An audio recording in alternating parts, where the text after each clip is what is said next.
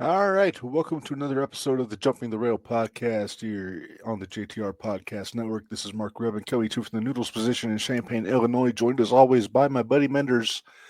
And it's put a little double duty this week after Sunday. Sunday was so fun. Are you still giddy? I am. I'm still giddy.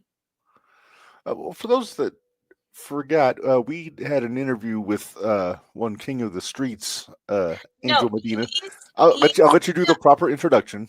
All right, it's the ECW original Kingpin, Angel Medina, King of the Streets.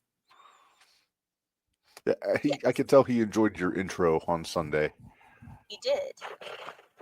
I was excited. But man, our conversations, they were great. You're burying the lead, by the way. Why? I'm an honorary member of the Baldies now. You are an honorary member of the Baldies. Because that was the first question I asked him, was if you could be an honorary member. I got to get an Adidas shirt and pants. Then I think I have to be more up on my trimming regimen on the head. Sean, yes, we are. Oh, Give yeah. us time. We're doing Battleground, Double Nothing, and Saturday Night's Main Event predictions this evening. Yes. So we're going to cover all of it, especially since we don't have a guest today, so we have a little bit of time to get into it. All right. So first things first, Minderz. Like we said, we didn't do any of the extra stuff on Sunday. It was just all interview. It is up on YouTube. It dropped as a podcast on Sunday night on all of our platforms. He actually shared it on his page too. He shared on his page. I think that's it. I sent him a link. Yeah, I don't think it's on the Patreon. I don't think I put it there, but it is on the YouTube if you want to check it out. And he's coming back because oh my gosh, we didn't even scratch the surface with Angel. We got so much more to talk about with him. We didn't even get into Dutch Mantel. We didn't get into any of that. No. Oh, we will. Oh, we will. Especially now that I feel like he wants to. Yeah. And I feel like we have a good It's not like Tank where he's blindsided. Right. Despite my best of intentions. Well, I think Tank would even come back on and talk to us. I bet he would. Tank's a good egg. He's a good guy. Plus, he's a handsome man. Yeah. He looks like he could be my older brother. You know what I haven't watched yet? Raw? No, I did. I watched Raw. Oh, okay. What haven't I watched? You've been proud of me. I watched this morning. I started off. I watched SmackDown. Then I watched Raw. And then I went back and caught up on NXT. Very nice. And in the middle of all that, I also watched LFG. I was going to say, yeah, we got to do our LFG update because they had the winners this weekend. The winners were announced this weekend. And you are half spicy. I'm half spicy. All right. Well, before we get into all that stuff, we got to check your brain, make sure that everything's cooking. Don't count on it. All right.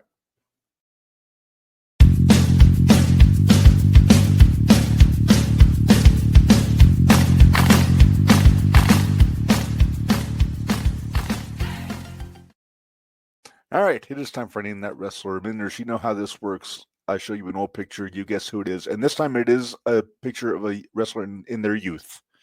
Like last week when I showed you a picture of the guy now from... Which didn't help me at all. No, you really kind of struck out on Monty Brown last week. I tanked.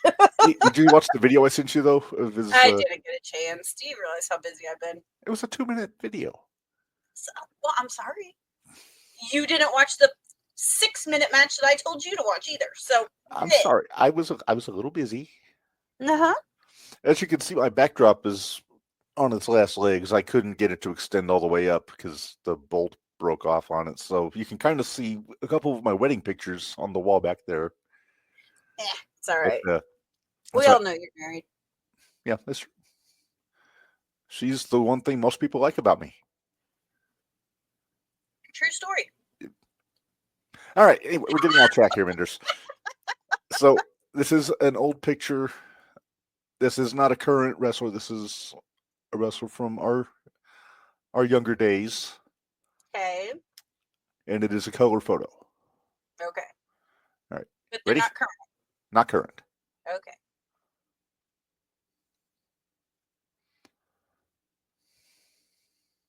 That's some bushy eyebrows. Those are some bushy eyebrows.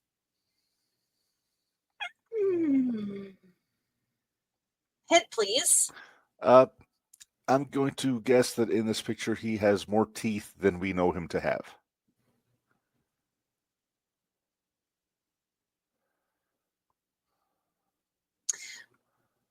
Okay, it's not Mick. No.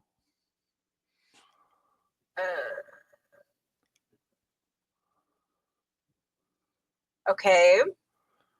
Next.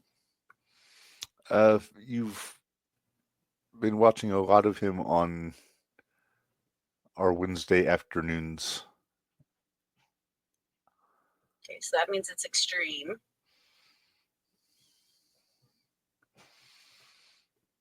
I got one more hint. Balls?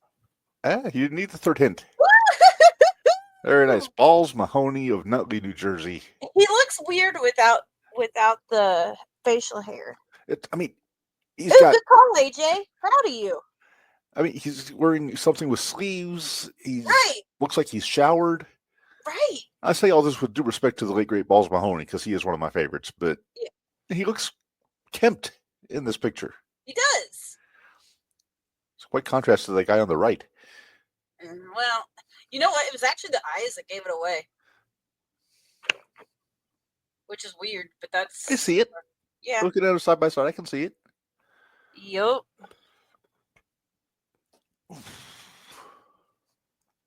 All Hey, right. by the way, we were having that discussion earlier.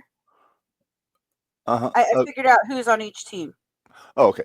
Real quick, a quick rest in peace to Mr. George Wendt. Just got announced before we went on the air. We were just on. We went on a ramble session that you would be proud of. That we usually would be doing on the air, but we actually got it done before we came on the air. So had to do with MASH. Yes. We'll just leave it at that. Because we're old. Yep. Although I chuckle because I think Angel thought we were a lot younger than what we are. He might have. Because some of the things he was suggesting, I was like, yeah, we're not that much older. We remember those things. No. Or we're not that much. No, I take it back. We're not that much younger. We remember. Because he was like name checking shows from the 90s. Yeah. We're like, yeah, we've been there. We saw those. Yep, sure did. All right. Well, let's get into the hoots and Judies here, Minderz. So, starting as usual with the hoots. You want to go first? I'm going to go first. Okay. And my hoot has nothing to do with pro wrestling, but kind of, but mainly because it's such a really cool accomplishment. I'm giving my hoot to Darby Allin, who summited the mighty Mount Everest on Sunday morning, and and sure enough, as I hoped he would, he planted an AEW flag on Mount Everest. Yep. Did you see the meme? There's a meme? Mm-hmm. I didn't see a meme. Minderz? I think Darby is the one in the front on the right. That would be my guess. So there's a meme that has that picture. Uh-huh. Underneath of it, there's a picture of Truth with the WWE flag on Mars, saying that Truth was the first one to climb Mars. And it was funny. It was great. I loved it. Truth. Oh, Truth. Truth. Who I believe almost made hoot for you this week before you called an audible. I did call an audible. But no, seriously though, I know we made a lot of jokes about Darby and climbing Mount Everest when he could be wrestling, but I mean, it's something you can always say he did, and it's awesome. Well, it's more of a. I feel like his show needs him right now. His show really does need him right now. They need him right now, but. I mean, how many chances are you going to get to climb Mount Everest? Exactly, and he's not getting any younger. So set a world record for the highest kickflip while climbing Mount Everest. Yeah. So now he's just got to make it back down. He's already down. Oh, is he already down? He's already made it down. So now he's just got to make it to the States. Yep. Which I would assume he's already back because it's been 3 days. So understandable. Yeah. All right. Well, moving on. Minderz, your hoot, madam. Well, like Reb said, originally before I went back and watched NXT, I was going to go with Truth because of his promo on Friday. Is it Friday? That's when SmackDown is, yeah. Yeah. Well, I couldn't remember I can never remember which one they're on. But anyway, then I watched NXT. And I decided that I'm actually going to give my good hoot of the week to Miles Bourne from New Catch Crew. Or New Quarter Catch Crew. No Quarter Catch Crew, yeah. No Quarter Catch Crew. I can't. Blah. It's a tongue twister. Dempsey's Boys. There you go. Dempsey's Boys. Actually, this kid won a number one contenders match to go against Ova, which I'm not sure if that is That's happening. It's happening on Sunday. Yes, which I'm not sure if that's necessarily a good thing or if it's a punishment. I'm not sure. It's one of those. The good news is you have a title shot. The bad news is you wrestle Ova. Exactly. There you go. And I do remember saying, and I could be wrong, I may need to go back and watch, but I was pretty sure I mentioned something about I had noticed that he had speech issues. Mm-hmm. Come find out, he is partially deaf. So AJ, There you go. There you go, AJ. And that's the reason his speech is so wonky. So He's doing it he said, I want to prove to all those people that have disabilities that does not make them disabled of doing things. And it was actually a really good admirable. Promo. Yeah, he got a really good promo. Yeah. And then, of course... kind of like Crazy Steve, how he's legally blind. Right. But Ethan Page came out. Golly go. I did see this. Did you see this? He actually such a good deal. He convinced Miles to put up his number one contendership. So in a very condescending and disrespectful way, might I add. Oh yes. Saying, if you're brave enough, blah blah blah, yada yada yada. Long story short, Miles agreed to do it, which was this past week on NXT. Mm-hmm. And holy crap, Miles did a really good job with Ethan. Miles is really good. He really is. Like, I'm more and more impressed with him every time I see him. So, but he had the drop kick 2 weeks ago. He had the drop kick heard around the world, which he knocked Ethan Page out of their battle royal. Mm-hmm. And that's the whole reason he's got this shot. So, good to you, sir. Yes. Good luck. AJ has thrown his hoots and Judy's in. My good hoot is Penta and AJ Styles because tag teams should have matching gear. And I actually sent a message to the group about that when I saw the match last night. I said, props to those guys for matching. Yeah. He says, and we'll jump to Judy's. His good Judy is Raquel Rodriguez. When Roxanne showed up to give her Judy's man chicken nuggets, she showed her the door. Those are the actions of a good Judy. Yeah, Raquel wasn't having it. No. Did like the fact, well, we'll get into it more here. Yeah, we'll get into it when we talk about Raw. All right, so to continue with the Judys, I'll give my good Judy to Tiffany Stratton after the main event on Friday. That was a good match. Really good match, which is saying something because Nia was the opponent. Right? Exactly. Mm-hmm. But it was a good match. It was. Got a little color at the end. Yep. Bubba had a lot to say about that today on Busted Open. Oh, did he? Because there were people saying that Tiffy might have been unsafe with the drop kick and she might have been too stiff. And Bubba placed the blame squarely on the broad shoulders of Nia Jax because, according to him, she was holding the chair too far out. So when it got drop kicked, it came right into the. You said the trick is, and I don't want to say the trick because I'm not a wrestler.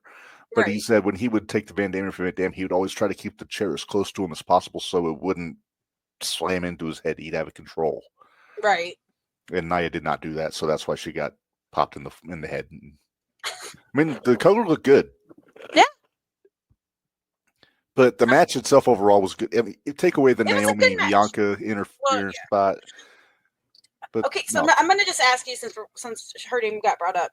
Did you happen to notice that when Tiffy was talking to Jade before that match, when they were in the back, did you happen to notice Naomi was standing in the background? I did. But she's hard to miss. She really is when she's wearing, bright yellow caution tape. Just like I noticed last night in the background, somebody segment, New Day was walking with Waller. Yeah. But anyway, that's neither here nor there. Your Judy. Well, my Judy is kind of a mixture. She was busy. She was real busy this weekend. But it's going to be the one and the only. Well, let's see. We'll call her Natty Neidhart. There she is. And she did lose at the NWA show this weekend. I heard it was a very good match. It hasn't aired yet. I would say it hasn't aired yet, but I've heard it was really good. And then her match last night with Becky and Roxy. Roxy. Yeah. Yeah, I thought that was really good. And Natty was kind of the glue in that match. And they're teasing us with getting the Natty that we want. We want Bloodsport Natty. We want Bloodsport Natty. But they're teasing us with the Bloodsport Natty because even the way she wrestled last night was more, I don't want to say serious because she's always been known to be one of the more serious wrestlers, but maybe more aware. Is that maybe what the word is I'm looking for? Yeah. I don't know, but I want a more serious Natty. I want one that's not Maxine Dupree's little buddy. Yeah, she's not farting with the Great Khali. Right. I'm sending you a link to her appearance on Busted Open yesterday because I want you to hear what she had to say on there. So just something to check out after we're done. There you go, AJ. Let Natty get in there and stretch him like Grandpa Stu used to. There you go. She kind of did. She put sharpshooter on both girls. And we're going to get into my issues with that match when we talk about Raw. But my issues had nothing to do with anybody in the match. Okay. But anyway, let's move on to Stooge of the Week, Minderz. All right. And I'm actually... Which actually isn't anybody on Stoogemore. Nobody on Mount Stoogemore. And actually, I'm kind of going to leap to the defense of AEW on this one. Because Saturday, they got... we had a debate. they kind of got the shaft a little bit. So our Stooge is TNT. Gotcha. The TNT network. Because they cut Collision off by a good half hour to show Black Adam, which is hilarious if you think about it. But I didn't realize what they cut to. They cut to Black Adam. That's funny. But how much did Rock pay him? But it sucks for Tony though, because they're supposed to get 2 hours. Right. And I don't remember what the matches were. I think it was the Sons of Texas #1 contender match. I think it might have been the main event. But wasn't there like 2 or 3 matches still there's like left? 2 matches left, yeah. Because it was like they cut right after they did the Mongo tribute with Flair and Malenko. And if they hadn't gotten Stooge for this, if they would have cut off the Mongo tribute, they would have definitely gotten Stooge for me this week. How would we have known they did a Mongo tribute though if they cut it off? Flair was tweeting about it. Was he? Oh, gotcha. Okay. But they did air it. It showed good on TV. But yeah, TNT. I mean, yeah, it's one thing if they're cutting. If they would have, I don't know if they told Tony, "Hey, we're cutting off by half hour, so time it appropriately," which I could see. And then Tony maybe didn't do that, or if they if they might have just forgotten. Hey, I forgot we have a wrestling show on Saturdays, and Black Adam's got to come on at 8:30 because it's not. It's a. I want to see how long is Black Adam, because if it's 2.5 hours long, I can see. I don't think it is. I don't think so, but I'm gonna look it up. I bet you. Ooh. What? Oh, you're looking for the music? Where's that? Let's see. You're gonna beat me, I think, because I can never find this damn music. Oh shoot! Okay, hang on. I've found Black Adam on Wikipedia, but not the movie. I found just the. There we go. Film. Did you change it? Oh wait, I didn't go down far enough. Let's see, running time 125 minutes, so just over 2 hours in length. So Yeah, but here's the thing, though. They always cut those things down. They always cut out parts. that's true. That's So very they true. needed that. So they needed that extra half hour. Well, they might need that extra. The advertisements they got for those might be more than what they get for. The TV runtime is looks like it was still 2 hours and 5 minutes. It looks like they just started it at the full length. So that's only 5 minutes. Then that's not a half hour. Yeah, they didn't have to preempt Dynam or Collision for that. So Tony, we got your back on this one. I think you got fucked over a little bit. That damn Rock. Well, all right.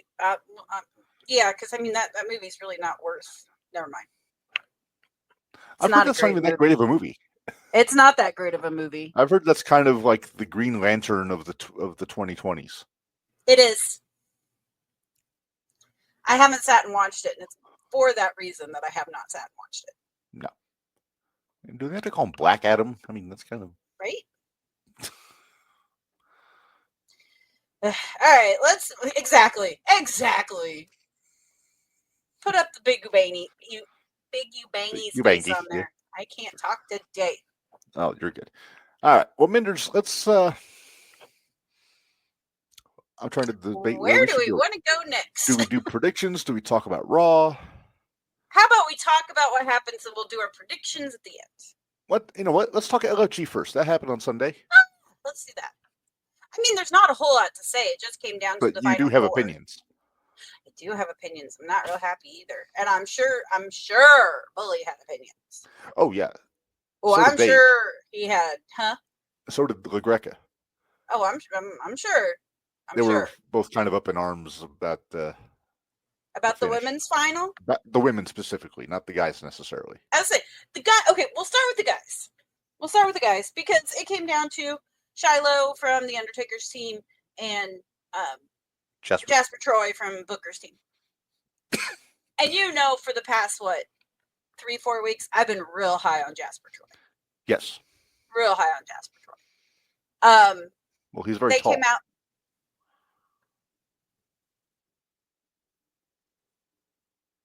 I'm looking for it. Where is it at? Whoops, that's the wrong thing.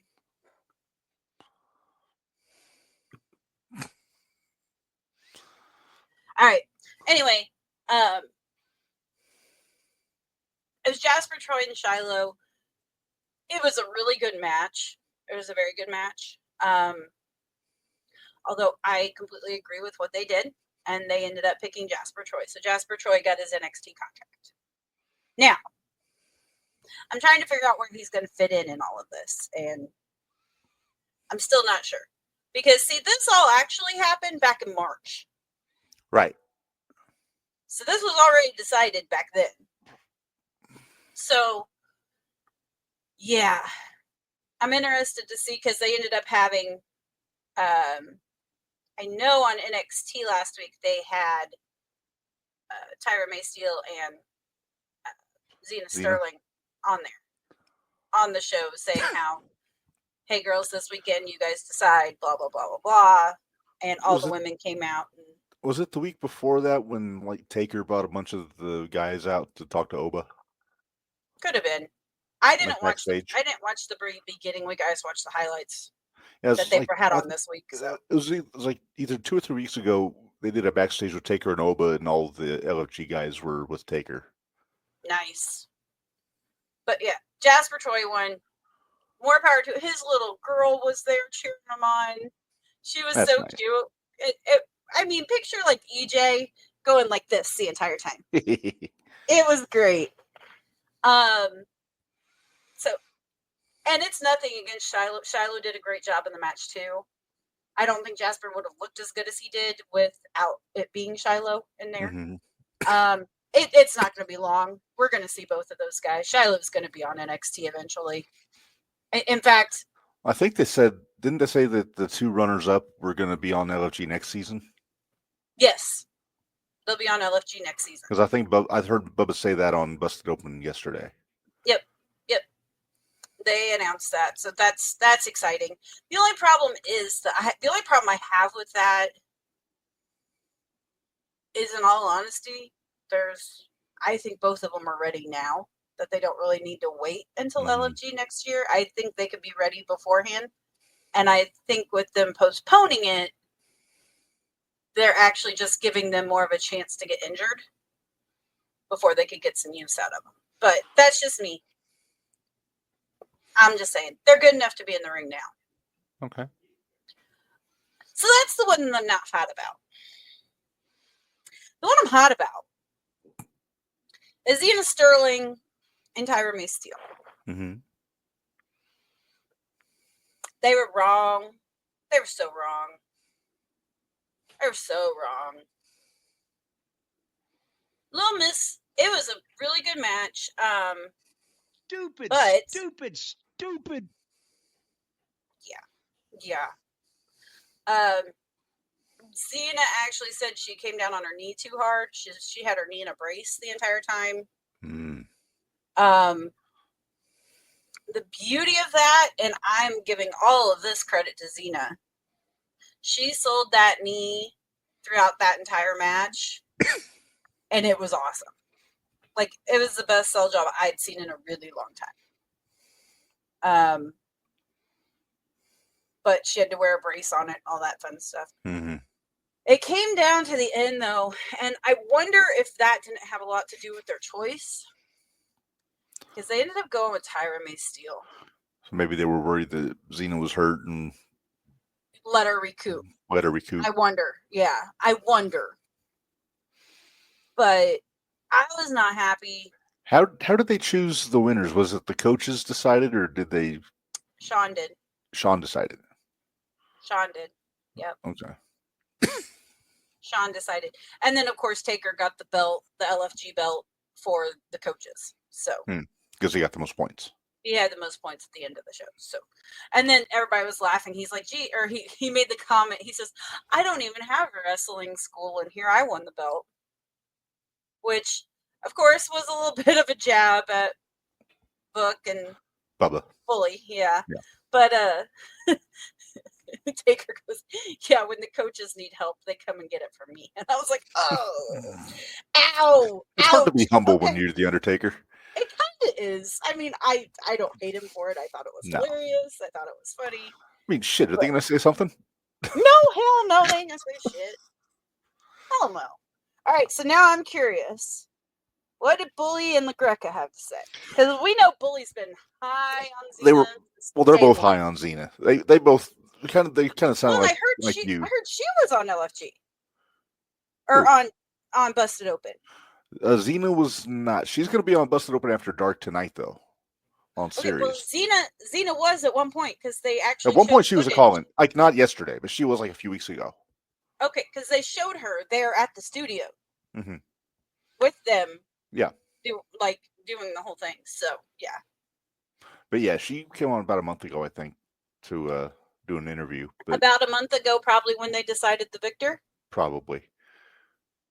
But she didn't have Boo Boo job voice on there when I listened. So. Well, she did but she did that before she knew what the result was. Right. Oh, that's true. That's true. Yeah. But no, Bubba said he was very surprised because they thought that Tyra didn't need it because she already had the gold medal to fall back on, and she was going to probably get called up anyway. You want my true opinion? I would love your true opinion. I think Tyra did need it, but I think they need to get Xena on there quick. I don't want them to wait a year on her. She's ready. Yeah.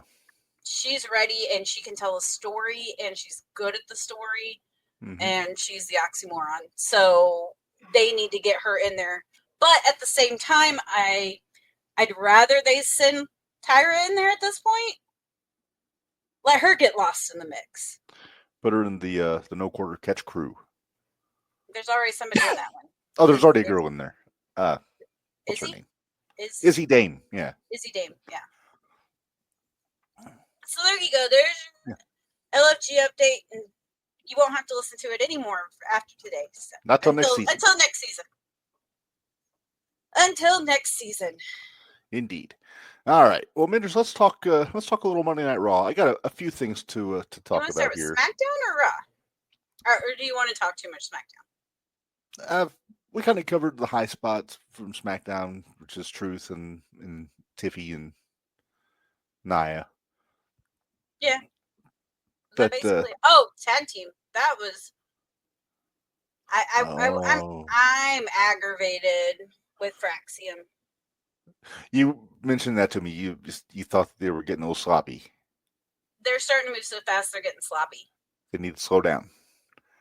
And I don't mean that they have to slow down a lot, but there was a couple times that because of how fast they were going, knocked people over and put them out of places that they needed to be for the next move. And I didn't know if you caught that, because I know there was one that Ciampa had Axiom maybe.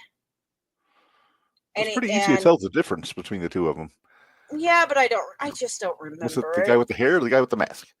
Shut up. Although I am excited to see the Beards coming back. It will not take him long to go with Beard. He is a manly man. I was going to say, it's not taking him long at all. And it's already starting to look pretty nice. So, but yeah, I'm frustrated with them. Like, don't get me wrong, I love Fraxium. You know I like Fraxium. Oh yeah. But they're moving almost too fast or trying to prove too much that it's getting sloppy. Are they trying to get their shit in? Is that what you think it is? Or is it just maybe nerves? I don't think it's nerves. The reason I say that is because you're there. You've already got there. Mm-hmm. You shouldn't have. I mean, I know you feel like you got to. It might just be they're excited and they're. It could be, up. But they need to slow down a bit. So that's where the veterans need to step up there and. Yeah. Say, hey, take a breath. And maybe it's the fact that they're wrestling with guys that are closer to the same height and same size. Maybe. Because, I mean, Angelo, Dawkins, and Montez are both bigger. A lot bigger than they are. I think they would benefit from being in the ring with, like, the machine guns. Yeah. That can call the match and kind of mentor them a little bit as far as the pacing. Even with Ciampa and Gargano, I thought they would be okay, but they just got moving too fast, and they're used to the bigger guys being able to stop them and catch them. Mm-hmm. Where we're about the same size you are, so hitting us like that, you're going to knock us off balance and things like that. So I don't know. Okay. But that was I just wanted to bring that up because I was agitated. No, it's valid. But I don't like that the Cubs and the Marlins are tied at the moment. The Marlins aren't that good. All right.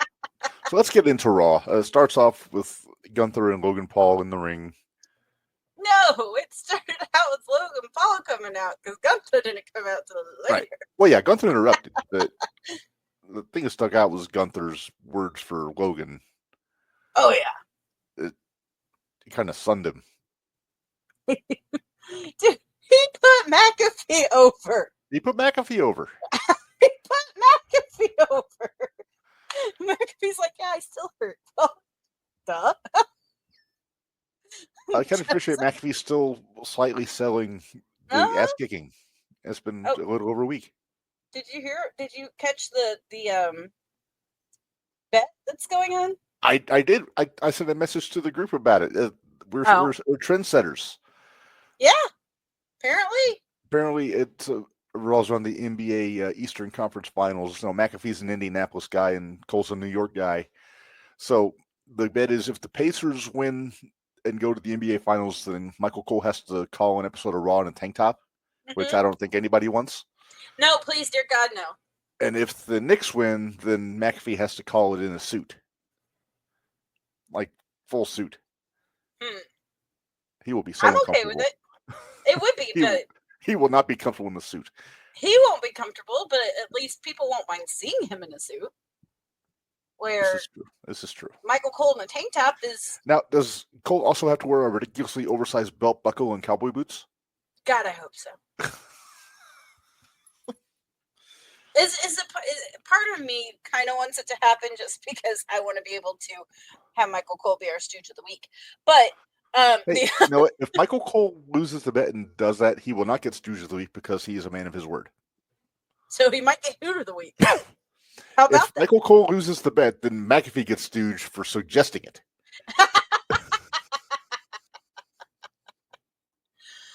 All right. Anyway, Gotcha. back to Gotcha. Gunther and Logan Paul. Mhm. Yeah. So, yeah, Gunther kind of big boyed him, and as he was leaving, then Jay came in from behind and kicked him in the face, kind of got one up on him after all the punches in the face. Yep. More of a Well, teaser for for main event. For now. Hang on, we'll get there. Okay, Yes. hang on. Because we got to talk about that main event here in a bit. Jay Yeah, and we'll talk Braun. about the main event a little bit later. Yeah. But I get the big story came out of Raw last night was Zoe Stark. That looked bad. Oh my god, that looked so The worst thing I bad. did today was look at the freeze frame of her leg. Oh, The oh. girl. Yeah, she Even- tore and- probably every ligament and cartilage in that. I think it And was. I her was right so, knee. I was so excited for her too, Yeah, because we haven't seen her in a while. No, and I mean, Kairi Sane's first match back on that, so it was. I was excited to see it because I don't like seeing those go in there. Plus, they had Rhea with them, but Right. yeah, Zoe went for something she's done a million times, that springboard dropkick. Off the top rope. There's another thing Bubba was kind of getting into on the show because he pointed out something, and I had to go back and watch it after he said it. Apparently, Kyrie was a little out of position, and Zoe tried to like pull up, and Yep. she planted her leg, and then that's what messed up. Mhm. And I think Bubba attributed to ring rust because it's Kyrie's first match back in. I mean, that's legit. It's legit, nothing malicious, just a honest mistake. But Yeah, it just sucks for Zoe so bad. it does. Is that the same knee she had surgery on before? I think so. Oof. So that means she's got to do it again. Is she gonna be out for Hi, a while? Kevin. Hi, Kevin. Yeah. So, but going back and watching that, because I didn't watch last night, because I've discovered that I like watching it the next day when I don't have to worry about the commercials, because I don't have the Netflix that you do, Reb. Yeah, well, I'll tell you what they showed during the commercial because after she got hurt, number one, they got the camera off of her, which I thought was good. Yes. And then they cut to a shot of the briefcase and they faded out to commercial. But then when they came back, because I've got the tier where you can see what's going on in the ring during the commercial break, and same deal, they didn't show Zoe. They let the doctor do his thing in there, and you could see the referee talking to Rhea, which I can only assume. I think Zoe was probably supposed to take the pin. Probably. So I'm guessing that the ref was relaying whatever came from the back to I'm the other sure. girls. I'm guessing she probably was, just because they'd want to keep Kyrie looking strong for the simple Right. fact that it was her first match back. So Right. But yeah, so they never showed a replay of it. They didn't even show Zoe getting carried out. They just kind of. They had fan footage of it though today on. You could find it on social media. Of course they did. Yeah. But yeah. But it's I like that policy of how they do that, because remember when Alley Catch got hurt at the Hammerstein when she broke her leg, and they kind of did the same thing. I mean, they still showed Alley on the floor, but once they realized what it was, they cut it out. They didn't cut it out, but they got other shots. They didn't show the. Oh, they said she did end up breaking it. Oh, damn. Oh. Thanks, Kevin. Appreciate it. Yep. Yeah, because you haven't an update all day that I'd seen, so I'm glad. Yeah, I hadn't seen anything. Yeah. Well, that sucks. So that really sucks. She kind of sitted herself a little bit then. Yeah. I don't think it was a compound fracture. I think it was just a. I mean, I assume because he was wearing pants. Right. So yeah, we don't know. I don't know. I don't want to know. And I don't want to. I don't want to see it. Yeah. No. But the main thing is a speedy recovery to Zoe Stark. We're fans. We like her work. We like Zoe. We think she's cool, and it sucks. And one of the worst things that you can label a wrestler as is injury prone, and I don't want to see her getting that label, but I feel like it's coming. I do too. Especially if But- it's the same knee every time. Oh, Kevin's asking, did she break her leg? I don't know. I don't know. What I heard when they were talking about it today on Busted Open, I think they were speculating that it was a torn up knee. Yeah, but, because the way it looked, The way it looked like they tore up that knee. So I'm hoping. I'm going to look see if they have any updates on them. I was just going to her ex, actually.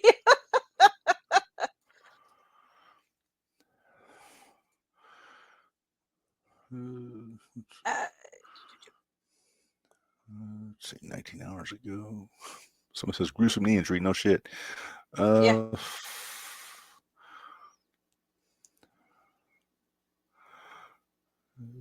Nope, they don't have anything. Michael Cole noted it looked like Stark re-injured her knee in 2021. She'd suffered a torn ACL, MCL, and meniscus requiring a lengthy rehab. So like I said, that's all speculation, but yeah. I mean, when you have knee problems, that gets in your head, Minderz. I tell you from experience. Oh, and every little thing you think, you don't want to tear that knee up again. Well, even with my foot. Yeah. I'm the same way because they even told me, they said, that metal plate in there's probably going to eventually wear out and break. So I'm just waiting for it now. So I try not to step on anything awkwardly. You really watch what you do. Yeah. Well, I mean, in my case, I had complete reconstructive knee surgery about 15 years ago. And even now, like if I'm walking on like a slippery surface or something, I don't want to take that one step. And it's not even about falling with me. It's like, I just don't want my leg to jerk just enough to tear up all the ligaments that all the work that you had done. You don't want to go through all that again. Yeah. No, especially since that would affect my ability to do my shoot job, so. Right. I mean, you didn't have a walking around job like I did when you broke your foot, but still, it affects your ability to get to work, It affects your way to get to work. It actually, it affects everything you do. Everything. Mm-hmm. Yeah. You got to figure out new ways to do it all. Yeah. So. But, all right, but yeah. Let's move on. I don't want to talk about this. Hopefully we get an update soon, and hopefully it's not as bad as it looked, because sometimes you can be fooled. We can hope. We can hope. Yeah. But I'm not holding out too. Yeah, I'm not holding out too much hope because it looked really gnarly. It looked really bad. Yeah. All right. So that was in the second Money in the Bank qualifying match. Rhea did win that match. Mm-hmm. She pinned Kyrie, so she qualified. The first one was the Natty, Becky, Roxy three-way. Mm-hmm. And you gave Natty Judy the week for good reason, because like I said, she was the glue in this match. She was the glue. She was the glue that held it together. Mm-hmm. All three girls look good though. It was a good match. They all look great. Yeah. I wish that Natty would have got the win. I do too, but I understand why Roxy got it. Well, yeah, they're just establishing her on the main roster, and she's a heel. But here's where my issue is. Okay, I don't have an issue with the fact that Lyra came out and jumped Becky. That's a good advancement of the story. She got taken out at the pay-per-view. She's costing Becky her shot. Right. Here's my issue. Becky manages to get back in the ring. I think she posted her or threw her into the guardrail. And Natty sets up Becky in the sharpshooter. And then she pulled her out. And she pulled her out. I'm like, okay. Okay, why would you'd want her to be in the hold and you want to see her lose?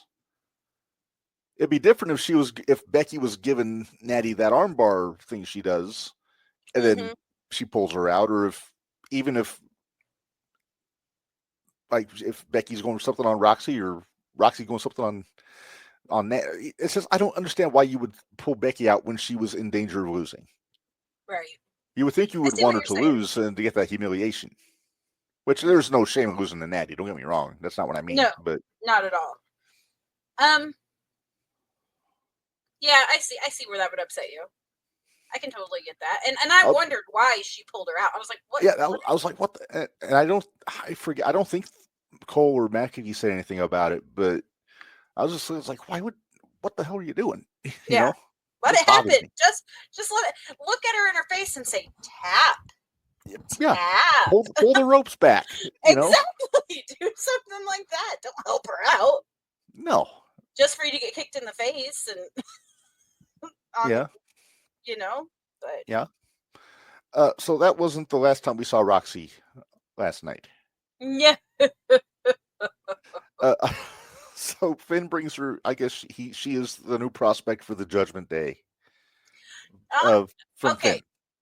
I was gonna say, I'm like, let's clarify this because Finn I has brought her in, Mm-hmm.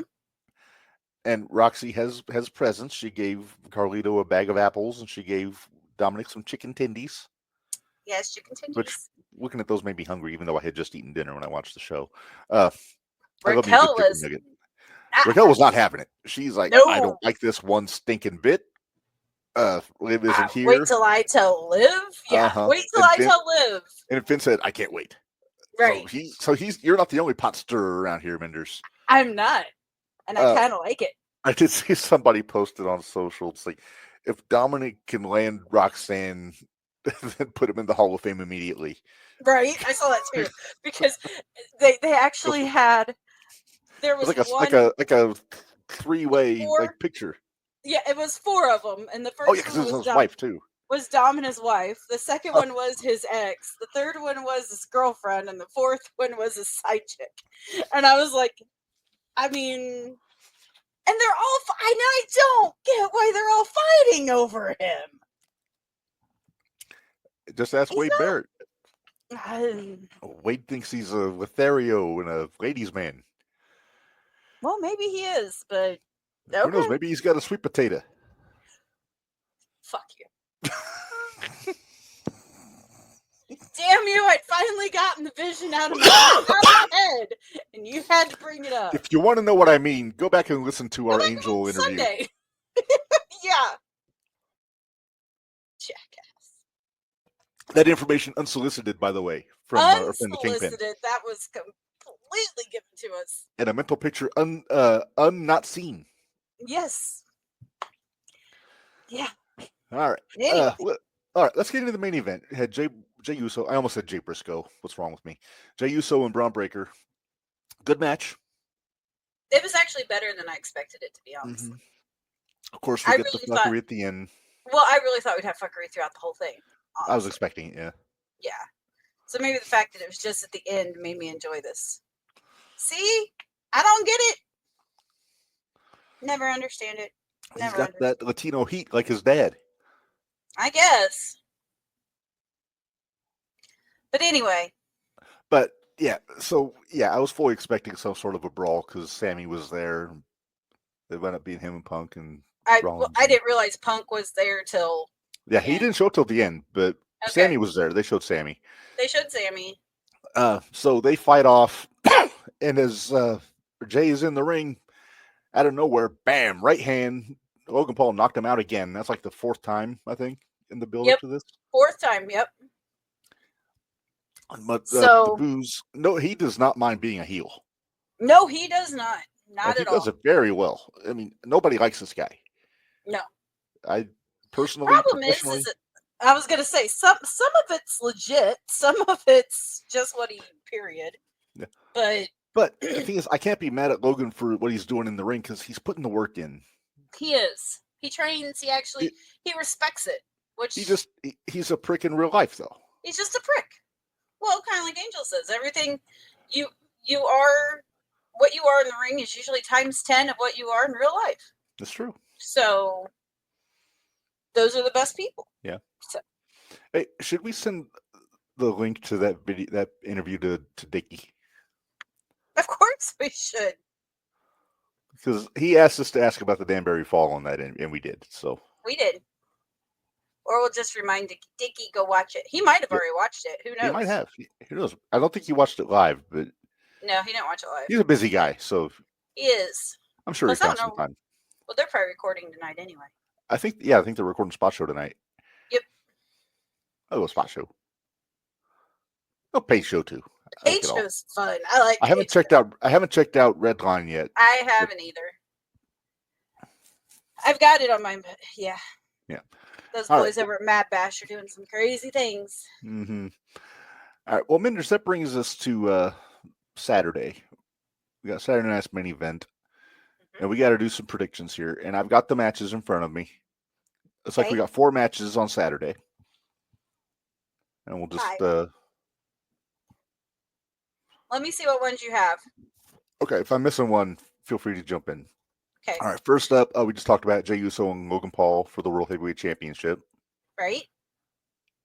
I don't see Logan winning. I don't see Logan winning. I think it'll be Jay. I do like the fact there's like every major heel on the show is chasing Jey Uso at the moment.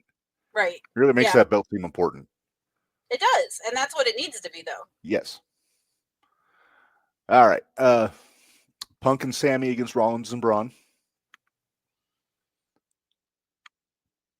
Here's the thing. I want Punk and Sammy to win. Uh-huh. But if they're going to keep this legit with Seth and Braun, they've got to win. I think it's got to be Seth and Braun, and I think Seth pins Sammy. Kevin says Logan better not win. Yeah, he better not win. That's all. Yeah, I don't see it. Although Bully said he could see by the end of the year he would be surprised if Logan had a major championship, i.e. a World Heavyweight Championship. Just for the heat itself. Yeah. And we would never hear the end of it. No, we'd never hear the end of it. No. All right, next up, cage match, Damian Priest and Drew McIntyre. I want it to be Drew. But I think it needs to be Damian. It's got to be Priest. They got to build him up. They've got to. He's already gotten beat by Drew twice. Yeah, I like how this is the blow off that they're doing in a cage match on main event. You mean they didn't start it off with a cage match? What are you getting at, Minderz? Making fun of AEW booking. How Yeah. things start Hey, we off. were nice to them already. We can give them a little bit of a I'm chance. being mean to him now. Yeah, exactly. Well, you're being snarky. You're not being mean necessarily. All right, then the last match I have, non-title, John Cena versus R-Truth. Truth has to win. And If it's non-title, I want it to be Truth. I want it to be Truth so bad. I want it to be Truth so bad. And maybe they'll get Truth a title shot. Maybe. You're forgetting, isn't Becky and Lyra happening Saturday night too?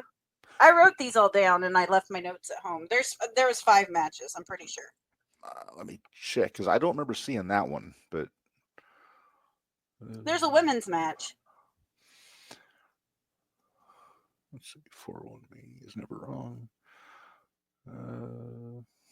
Let's see. That only has 4.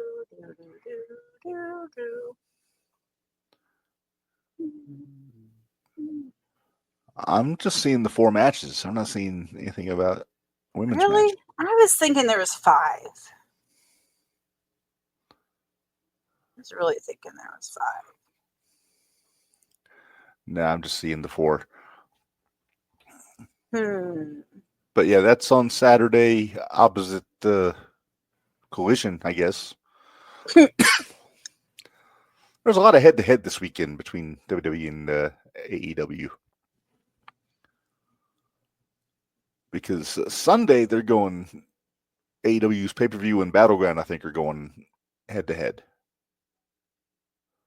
That's fine. I know which one I'm watching. Yeah, I'm going to watch Battleground live, and then I'll go back and I'll watch the pay-per-view. I guess it is only 4. I was thinking there was more than that. Also, 4 matches on Battleground. Mm-hmm. And we'll run these down here. Tony D'Angelo and Stax. Which I thought there'd be a stipulation on this, but it's just a straight up one-on-one match. Isn't it in a cage? I don't think so. Sean? Yeah, where's Sean when we need him? He was here. I saw him. Was he? Yeah, he was in here earlier. I forgot, yeah. I was thinking there was a stipulation to that one. No. I don't know. A singles match. Oh, okay. Okay. If it's one-on-one straight up, I'm going to go Stax with fuckery.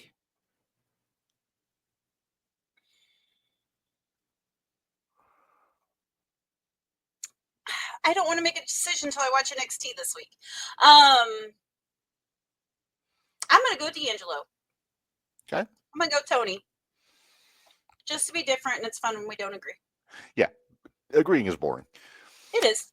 All right. And we NXT pretty well agreed on everything with Saturday night main event. Pretty so. much. I'm sorry, I misspoke. TNA Heavyweight Championship. Joe Hendry defending against Trick Williams. Joe's going to keep it. I think so.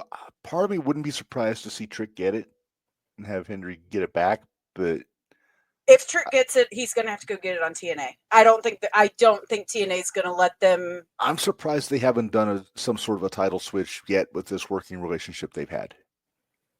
Well, I am too, but I don't think the TNA belt's going to get dropped on WWE television. I'm inclined to think Joe's going to win. Yeah. Even though there's part of me that I really kind of would like to see Trick win. And make for exciting television on both shows. It would. All right, women's championship. Stephanie Vaquer defending against Jordan Grace. This is probably going to be match of the night. Yeah. Yeah. Well, maybe. I mean, maybe. There's all four of these are going to be good. I think they're going to probably announce another match tonight. And they usually go 5. Well, the reason I say that is because last week at the end of the show, Ricky Starks got taken out by Paige. Ricky Saints. Ricky Saints. Whatever. Yeah, they don't have a tag match either. Oh, Hank and Tank. I don't even know who that would go against right now. Yeah, I'm not sure off the top of my head, but unless it's Wesley's boys. But who? Wesley's boys. Oh, yeah. Kevin and Tiger or Dark State, maybe. Well, Dark State wasn't on last week, so I'm kind of curious where that's at, and that might lead to part of my. Okay, we talked about Joe Hendry and Trick Williams, correct? We got to talk about the main event, don't we? Well, no, but I'm thinking Dark State's going to show up during Joe Hendry and Trick. You think they help Trick win? I think they're going to. I think that's going to be the fuckery. But I think pretty much a heel at this point. I think they're going to get caught, and Joe's going to keep the belt, but that's going to be reason for a rematch to have on TNA's pay-per-view, premium live event, whatever you want to call it, for Trick to go and try to get the belt. Then Joe drops the belt to Trick. I don't hate it. All right. Me and my damn whiteboards. Yep.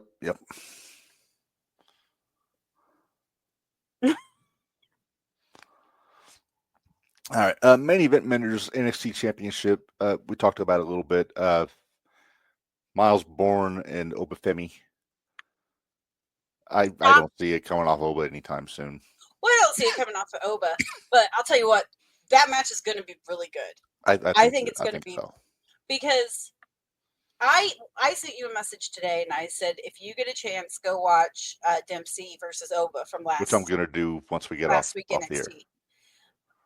Because okay, this is the Dempsey that we saw on Bloodsport. That was against Oba. Yes. So it was. I like that Charlie Dempsey. Oh, Kevin says you're being easy on me. It's because he already pissed me off earlier, so he has to be nice now. Yeah, I can't be a sweet potato all the time. No, you son of a bitch. Hate you? Plus, I mean, if you watch the shootout, I made her wear a cowboy hat on the air last week. He did. He watched it last week. A Joey O'Reilly cowboy hat, which I gotta say looks sharp. You were styling. All you were missing was the chaps and the roughneck T-shirt. Mm-hmm. There you go. Put my trauma unit in the corner. I'm a happier camper. All right, so yeah, that's yeah. I don't see him taking it off of Oba. No. However, there was something floating around that we were talking about last night regarding our friend Obafemi, because there was some speculation about maybe Oba coming up and joining up with a certain dangerous alliance at some point. I said that. You did. I'm giving you credit. I'm like, wait a minute. Did I say this last night or did I say it today? You said it remember. in the chat at some point. It might have been. Yeah, today. I know. I knew I did because I said, what would be? Well, I was trying to think because if he did, which I don't think he's going to drop it. Like I said, I don't think he's going to drop it to Miles, but I wouldn't be 100% against it's it. done against it, but that would give Oba the chance to go up because I feel like Oba His due. I think at draft he's going up. I'm 100% sure of it. Yeah. Oba's going to lead me to a ton of points in the Spot Show fantasy draft. Hi, There's Dickie. Dickie, We were did you just watch talking Angel? about you. Did you watch Angel? If not, I'll send you the link. It was great. He answered your question. Yeah, he did answer your question. But yeah. Do we dare tease Dickie that he might be getting a message from us in the near future? He might be. Might be. That's all I'm Might going be. to say. That's all I'm going to say. You might be really happy with the message. Mm-hmm. All right. So, Minderz, legally, we have to talk about Double or Nothing, which is happening on Sunday. We do? Yeah, might as Here's well. the problem. I haven't watched. I watch highlights when I can. Thanks, Dickie. He gave us props for our interview on Sunday. Thank you, Dickie. I thought it was a good interview, too. It was a fun interview. He had Jobu. Okay. I don't know what he's talking about. Okay. I Anyway. was talking about. I'm following that conversation completely. All right. Double or Nothing, Minderz, is... I'm trying to remember where it's happening. Is it in Vegas? I don't It's usually in Vegas. Goes on with the whole casino. It's Double or Nothing? Yeah. 2025. And yeah, so we're going to have the finals of the Owen tournament. We're going to have football field fuckery here, Anarchy in the Arena, whatever it's called. Football field fuckery. That's what we call it. Well, if it's in Jacksonville, it's football field fuckery. If it's in an arena, it's Anarchy in the Arena. Hey, the Cubs just scored another run. No, it's in Arizona. Oh, okay. Well, there's some casinos in Arizona, I'm sure. Wait a minute. Yeah. Okay, will take place during Memorial Day weekend at the Desert Diamond Arena in Glendale, Arizona. Ah, right outside of Phoenix. It's going to be hot there. Yeah. Should we call it Hot to Trot? No. All right, well, let's run down the matches because as of right now, they have 7 matches announced. You know there's going to be more. They're going to double that. They got to announce probably a couple, at least 2 pre-show matches on the show tomorrow, probably. Or more. Yeah. But let's just run through what we know. The Owen Hart Tournament Finals, Will Ospreay and Adam Page. You going with your buddy? I am. I'm going to go with my buddy. I'm going to go with Ospreay, although I'm afraid he's not going to win, but I'm going with Ospreay. I think they have to, just because the winner gets all in, and they want to sell tickets for, and Ospreay's the biggest babyface they got right now. Yeah.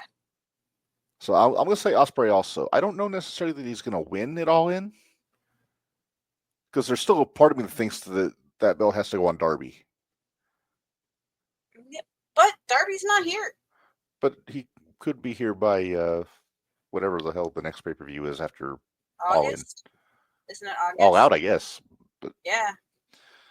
Well, we'll see. We'll see. I mean, I'm not going to complain one bit if Ospreay wins the title off of Moxley at All In. No, me either. No. The women's Owen Hart Tournament final, Mercedes Moné versus Jamie Hayter. I'm Porky Pigged it a little bit there because my autocorrect on my notes says Halter instead of Hayter. I got confused. I don't want it to be Mercedes. But I feel like that's what they're building to. But I don't care enough about Jamie anymore. Yeah, that story with her and Tony is come and gone. It's gone. Yeah. And I just have a feeling they want Tony and Mercedes at the big stadium show. Probably. Which, I mean, yeah, they're probably the two biggest names they've got. But I just don't want Mercedes to win the belt. I don't either. I don't care for her or her magazine. Is that why she dropped? Is that why she dropped one belt so she could? She's legally not allowed to have more than 4. Yeah, she's not supposed to have more than 4. Honestly, I'm going to go with double count out, and there's fuckery, and you can't do that in a tournament. You can't do that in a tournament. There's got to be a winner. Fine, hater. I hate to say I'm picking Mercedes. I think that's how Tony's wired. I can't pick Mercedes. Well, not after the conversation we had with Julia, or not Julia, Camille at a Squared Circle. Yes, yep. Julia. Sorry, who's on SmackDown now officially? Yeah, by the way. And Roxy's officially on Raw. Mm-hmm. They both signed contracts. Yes. So. Okay. Women's World Championship match: Toni Storm versus Mina Shirakawa. Tony. Yeah, I think it's gonna be Tony. Oh, another run. Ooh. Would you stop watching baseball? Runs. I know AEW is not as entertaining as baseball. 5-1 Cubs in the top of the 6th inning. Again, I know AEW is not as entertaining as baseball. I love my Cubs. I think they're challenging this play at the plate. I think they're going to see if they can get that overturned. Anyway, I'll keep you posted. AEW World Tag Team Championship match: the Hurt Syndicate versus the Sons of Texas. Now, AJ sent a message asking why they were doing this Double or Nothing instead of All In, since it's the Sons of Texas and All In's in Texas. I think it's because they wouldn't want the Sons of Texas to lose in Texas. Exactly.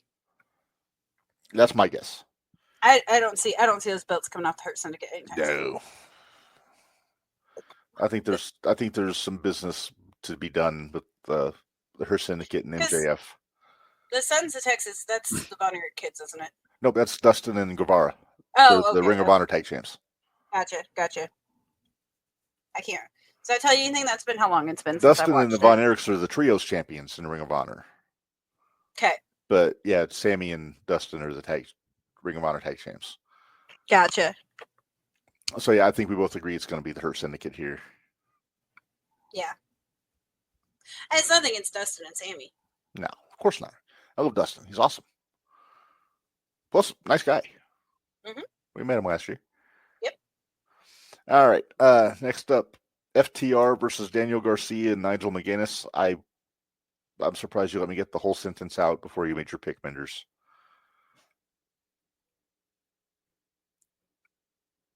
I just don't want to see him job out McGuinness. That's my biggest thing. No, he's safe. Didn't you hear what I said? I said I want Nigel to win. I think FTR is going to win, but I just hope they pin Garcia. Maybe McGuinness will turn heel on Garcia. And join FTR? Join FTR. Oh, okay. Damn you. I know, teasing with a good time, blah, blah, blah. Blah, blah, blah. You jackass. Highlights of PCA. He's having a good season. All right. Next up, we have a stretcher match, which is probably not going to be as good as the one we watched on. I was going to say, we watched a really good one last week. Yeah, we did. Ricochet versus Mark Briscoe in a stretcher match. Now, I know who I want to win. Mark and who? Ricochet. I really want Mark Briscoe to win, but he seems like his role in the company is to not do that. Right. So I got a feeling it's going to be Ricochet with some sort of scissors and fuckery.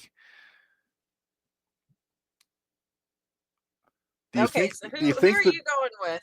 I'm going Ricochet, but do you think they have it where it's actually the medics wheeling the guy out, or is it going to be like when they roll each other, like they roll themselves out? Lord only knows. It's not a stretcher match unless the EMTs roll them out, but I'm just saying. With a backboard. Right. Like Andre the Giant and Killer Khan. Yeah. I'm going with Mark just because I can't I my right hope- mind go I for hope Ricochet. I hope you're right. I hope I'm right too, but I don't think I am. But just to have fun. Yeah. All right. We Okay. definitely can't agree on these, No. even though we're always right. But Yeah. Main event is the Anarchy in the Arena match. football field fuckery. Team Moxley versus Team Swerve, and you said you found out who the teams are. I did. Okay, Hold on, run it down. I gotta bring my phone back up. 6-1 Cubs. Okay, so Swerve. Okay, so they had it and then they changed it. So edit. course I'm they too did. stupid and I forgot about Gabe Kidd. Oh, Gabe Kidd though. I was Mhm. kind of excited to see him. I like so that Gabe Kidd. I do too. So they have. This is what I'm finding. I found it on Reddit, and they're never wrong, right? So Swerve. Okay, Swerve, Joe, Hook, Hobbs, Shibata, Kenny, and Willow. That's like 7 people. Yep. Against Moxley, Claudio, Yuta, Gabe, Young Bucks, and Marina. It's supposed to be like 5-on-5. Well, it's 7-on-7 apparently.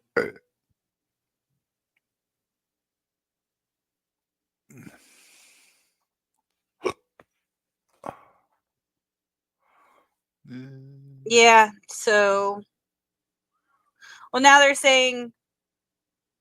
Yeah, they're saying football field fuckery has always been 4-on-4 or 5-on-5. It'd be the first time they've done a 6-on-6 if they do that. I don't know. 'Cause what trumps fuckery than more fuckery? Right, exactly. Which, okay, in my opinion, is really stupid. Because is this going to be in a different area again? No, I think this is going to be in the arena and just like a false count anywhere. Fuck Bullshit. fest. Gotcha. Let's pull all of our spots. And I know, right? Exactly. Yeah, if you didn't catch our Sabu tribute episode of the Extreme F Review, then you missed out because it was us and Dickie. Just ran through 3 classic Sabu matches. We had a blast. It was so fun. It was a good time. Yeah. We went from being teary at the beginning to laughing our asses off at the end. It was great. That's what it should be. Yep. It was a celebration of Sabu. That's what we built it as. Which I will say, if you get a chance to on the RVD's YouTube, he did one because it started right after we got done. Uh-huh. But he did a Sabu match or did a Sabu remembrance show. Yeah. And it was him and Taz, and I'm not sure who the other guy was. Because he was like just somebody running, like being the producer, I think. But it was really good. And I thought they would be like teary-eyed and remembering all these. Yeah. But no, they were actually bringing up like funny things that happened. RVD was explaining the Kratos stuff when I tuned in. Oh, yeah. About all that. Yeah. He took like 8 of them while he was on there with them. Yeah. Yeah. I will throw in a plug also. Fonzie reached out. He shared a tweet that he put out. It says, "Hey, Daddy, tomorrow night we're honoring one of my great friends and a true legend in the business that we all love so much, the great Sabu. And apparently it's going to be him, Van Dam, and Dominic D'Angelo." That's it. That was the guy that was on Rob's too. Okay, maybe that's what it was, but yeah, it's going to be. I guess it's going to be on Van Dam's channel. Yep. It was that Dominic guy. Yeah, but I don't think it's on YouTube. It's on rvdtv.com. Yeah, it's on his YouTube page though, because that's where I pulled it. That's where I saw it. Okay. But yeah, see, Dickie knows RVD took like 30 pills to prove a point. He did. It was nuts. He like, I was like, okay, alrighty then. This is what we're doing. Okay. For those wondering, it is now 8-1 Cubs in the 6th inning. We did. Where were you, Sean? We needed you. Real quick, we pretty much agreed on these too, didn't we? On the Yeah, so we both picked Oba, Trick, or I'm sorry, Joe. Tony, I picked Stacks. You picked Tony D. Did we pick a winner for Stephanie and Jordan? I don't think so. I'm picking Stephanie. I got Jordan. Okay. All right. Problem solved. Is that supposed to be Go Cubs? What? Is that supposed to be Go Cubs?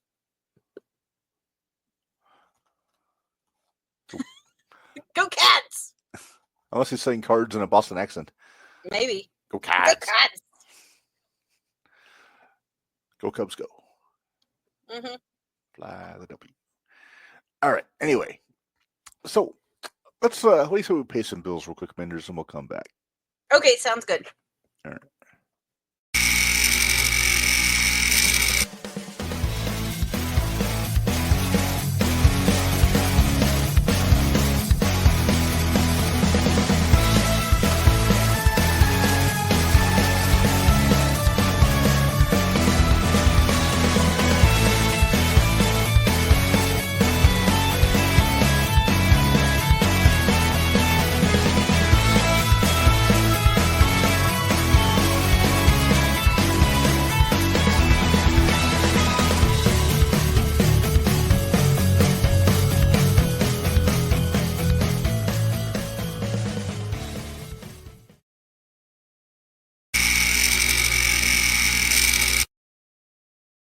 I thought the Cubs will still be in the sixth inning by the time we go off the air. I gotta send you something if you want a good chuckle. I always want a good chuckle. Okay, well I send it to you. There you go. Okay. Hey, Minderz, we got a new country in our listener list, and I've never heard of it before. I was gonna say, is it a country we've heard of? What is it? I'm hoping I pronounce this right. Seychelles. It's a island nation off the Indian Ocean. Wow, I like it. Yep. Also Turkey, the Netherlands. I do want to extend it. Ukraine, Hungary, Russia, Serbia. So we're circling the globe, We're still Minderz. international.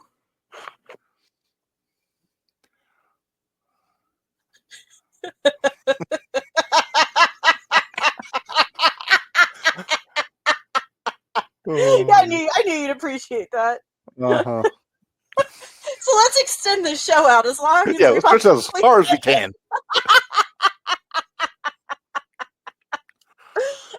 Sean says if Jordan doesn't beat Stephanie, then who? It might still be Jordan later. Yeah, it might still be Jordan. I just don't think it'll be Jordan. I think they still got some miles to put on Stephanie as the champ. Dickie, we're kidding. We won't make the show longer than it already is. It's fine. I do have something had popped into my head, Minderz, because remember when Tony and AEW made such a big deal out of the 4 pillars back in the day? Yes. And it was Darby and Jungle Boy, Sammy and MJF, I think, were their 4 pillars. Yes. And Britt honorarily. Wait, who did you have? Wait, who else did you say? Darby. Uh-huh. Jack. Yeah. MJF. Yep. And Guevara. Yes. Okay. That's the sturdiest of pillars, to be fair. But it got me thinking, and it kind of goes along with what we were talking with Dickie about Mount Rushmore, talking about ECW on Thursday. Mm-hmm. If you had to go with 4 pillars for like the major company, like from when we were like kids, like WWF, WCW, what would it be? Because you got to go through the whole history of the companies when you're naming pillars, specifically toward the beginning, like the. So we're going back to, let's say, the 80s. Well, with the WWF, you can go back to the 60s. Well, I know, but I might know my I don't know my WWF stuff as well as I know my WWF. Okay. So start with WWF. I'll let you go first. Can we do one at a time? Let's do one at a time. Think about this because you kind of brought this on me all at once. So, That's what I do. I think you have to go with Hogan. I think you do have Okay. to go with Hogan. Go with Hogan. Just for, not because of how he is now or anything like that, but at the time, that was who was selling. He was selling tickets. He was the draw. He was the draw. Now, along those lines, I would say Bruno Sammartino. Very true.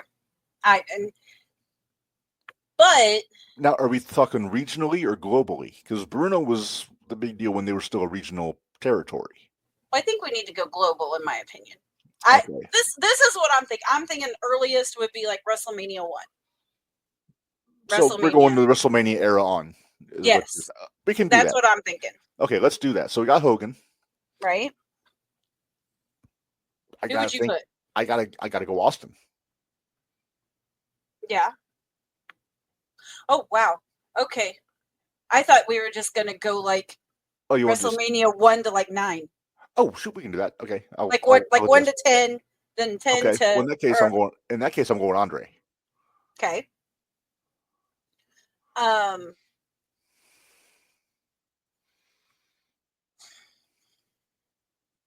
Okay, so we've got those two. I gotta think. You gotta go.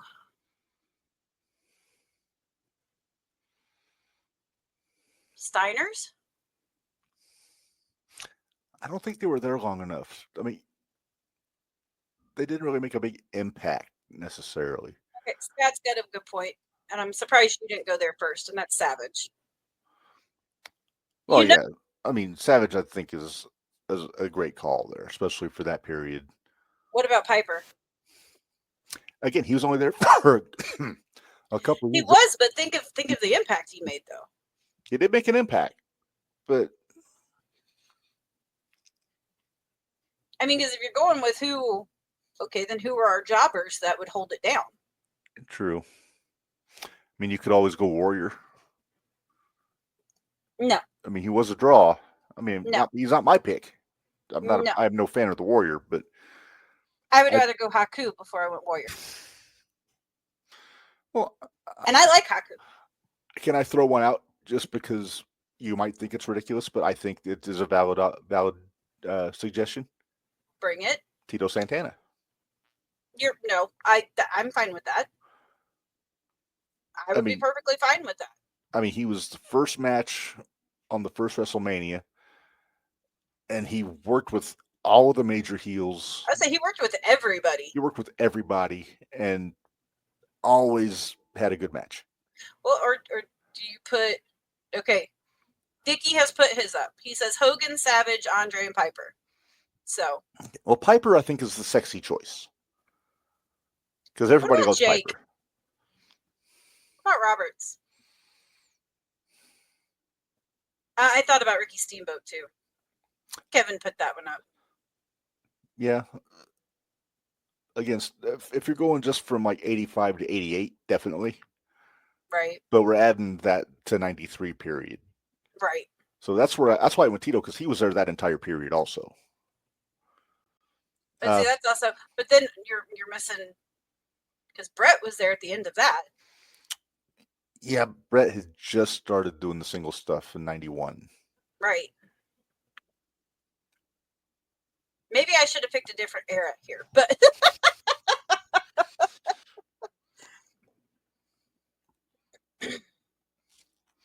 So this is the same thing you said about that ECW one. It's like after the first three, that's when the debate starts. 3, and then the debate comes in. Mm-hmm. Oh, man. Say you just took a bounced baseball off his Panucci's. I hope he's wearing a cup. He's all right. He's walking. He's good. Okay. All right. Walk it off. Rub some dirt in it. How do you say walk it off in Japanese? Can we take this down? This is getting obnoxious. Is it getting obnoxious? Okay. A little bit. Thank you. But yeah, I mean, that would be where I would go. See, because I feel like you need to look at the different eras. So then, like, you need to look. Let me ask you this. I'm going to throw this out there. Andre. Mm-hmm. He was, if you were going to go like to the 70s when he first broke in and was working for Vince Sr., I don't know if you could put him as a pillar because he was such an attraction. He went everywhere. He wasn't just a WWF guy. Right. Now, 85 to 93. He was there the whole time. He wasn't active the whole time. Right. He wasn't he was an attraction. He was the attraction. I'll Yeah. go one better. He was the Okay, attraction. he was the attraction. Does Hogan draw 93,000 people if he's not wrestling Andre at WrestleMania 3? No. Do you think Andre knew that? Here's Got a shitload of money? Well, here's the thing, though. We don't know that because we don't know what the story would have been. I feel like if it wasn't Andre, it probably would have been Orndorff with Hogan. Well, they had just had the cage match. But would Orndorff have drawn that many? No. Yeah, that's my thought, too. They might have filled up Cobo Hall, but I mean, hey, that's not a knock on Cobo Hall's a big place. Oh, I know. It's just funny. The house that the Sheik built. Andre transcends the house. Transcends the house. Andre's maybe we should look at it this way. We got 4 pillars, then Andre's the building. There you go. Okay, let's take Andre out. Okay. So we got Hogan, Savage, Piper, Tito. I can live with that. Okay, that works. I can live with that. All right, success. All right, now if we were talking WCW. All right, this is where you and I are going to have discussions just because I didn't watch a whole lot of WCW growing up. Okay, now this case, I'm gonna set the parameter here. Okay. I'm gonna say from 89 to 01. Around the 89 is around the time that Turner bought the company. Okay. So that's where we'll start there. First one. Let me go first, so that way I can get the one I feel is obvious. Hang on. Okay, because I was probably the same one I was going to say first. But go ahead. I was going to go Ric Flair. Oh, see, I wasn't going to go Ric Flair. Oh, okay. But Flair's a natural choice. Right. I was going to say Sting. Okay. Well, there you go. Those are the exact 2 people that, in my opinion, it's probably unpopular, and I'm probably going to catch some heat for it. Sting and Rick, when they fought each other, their story, I felt like they were the quote-unquote Andre Hogan of WWE. Like, that was the 2 things that kind of coincided with me. Does that make sense? I would say they were more the Hogan Savage. Well, I get it. I get what you're saying. But to me, as being somebody that, well, there you go. Dickie, Flair, DDP, Sting, Hogan. Not a bad. If we're covering the entire length of the WCW, that's I would say that's the entire length, because you said 91 to what? 89 to 01. 89 to 01. See, because Hogan there? He wasn't even there yet, was he? Hogan was there in 94. You said the 91. No, 01. Oh, 2001. Yeah, just the whole length of the run until they got bought out by Vince. Okay. All right. Sorry. Scott suggests Flair, Sting, Luger, and the Steiners. So if you're just going like 89 to 95, 89 to 94, I would definitely go with that. Okay, so like I said, like Flair to me has always been the WCW guy. Even when he came to WW, even when he came to WWF, I still looked at him as a WCW. He was an outsider. Sting was the franchise of WCW. They always called him that. Right. No disrespect to Shane Douglas. That's what Jim Ross said on commentary before. He called it the franchise. Flair and Sting are naturals. If you're going tag teams, I feel like you should throw Harlem Heat in the discussion. I was gonna say Harlem Heat, actually, because again, Steiner's traveled back and forth between both, or was on both. Where Harlem Heat, they were this whole time. They never left. Well, I know they never left WCW. So to me, that's a WCW person. The other one that I wonder if you shouldn't put in that mix would be like either Hoovy or Eddie. If you're going luchadors, I would go Ray. Go Ray. Again, he was there from 96 till the end of it, and he's kind of the guy they built that cruiserweight division around. Like I said, Yeah, because Eddie was only there from 95 to 2000. Well, I knew he 95 to left 99, before. technically. What? Yeah. I know he left before they bought out, but I think if I had to settle on one, I think I'm going to go with Dickie. I'm going to say Flair, Page, Sting, and Hogan. say GDP definitely belongs on there. And as much as I don't like Hogan, I mean, he made waves when he got there. He was, especially with the NWO stuff. You got to. I think you have to have some sort of NWO representation on there. You do, yeah. I know Sting was in the Wolfpack, but that doesn't count. Tomato Face Sting is not on our 4 pillars. Right. All right. So now what one? All because right, we're probably going to get into some that I'm going to be like, oh. All right, we're going to get kind of, and I think we're going to pop Dickie on this one. We already did ECW on the Sabu show, so we're not going to do that one. But let's go TNA. See? Dickie. But Dickie said Booker needs to be on there too, but he broke out later. Now, there is the Grand Slam clause here that there could be an argument Sting, Luger, Page, and Booker, because all 4 of those guys held every championship in the company. Yeah. Which I think I actually made that point to bust it open once when they were talking about WCW's Mount Rushmore. But Of course you did. And I may have popped Dreamer. And Dreamer may have said I had a good point. But anyway. Not that you remember it verbatim exactly what they said, but yeah. I wish I could remember the date. I had to look for it on there. But anyway, TNA. See, this is where you're going to lose me a little bit. Okay, and I'm thinking if for pillars, it's got to be early, so like 02 to 08, I think. There's a comment. I bet this is already Dickie with his. Yes. Yep. Sure is. He said easy.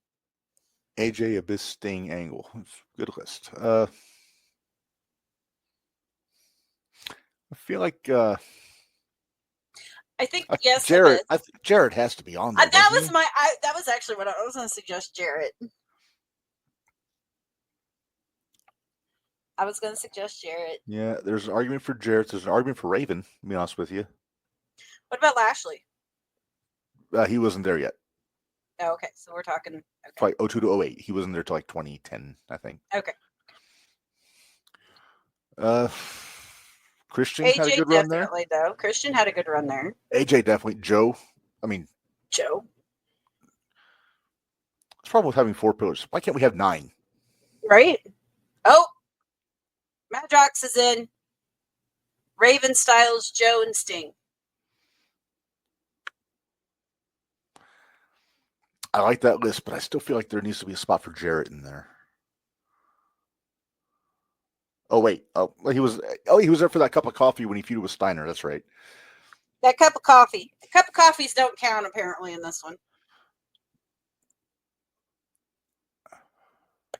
I mean, I'm okay with all of this actually. Yeah, I don't think Lashley had made quite the impact. Like when he had that run, if we're talking Impact Wrestling, then he's definitely on there because he was pretty much untouchable from like 2014, 2015 period.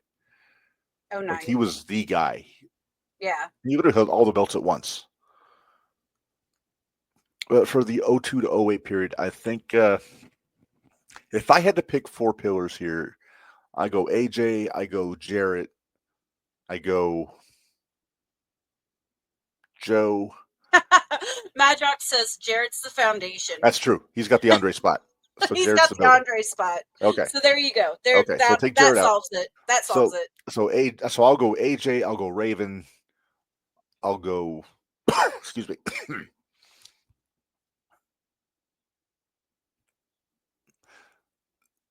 Sting was only there from 06 to 08 at this point.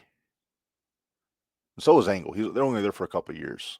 So I'm gonna go like old school, like the guys that were there for a while. So I'm gonna go AJ. I'm gonna go Raven. I'm gonna go Truth.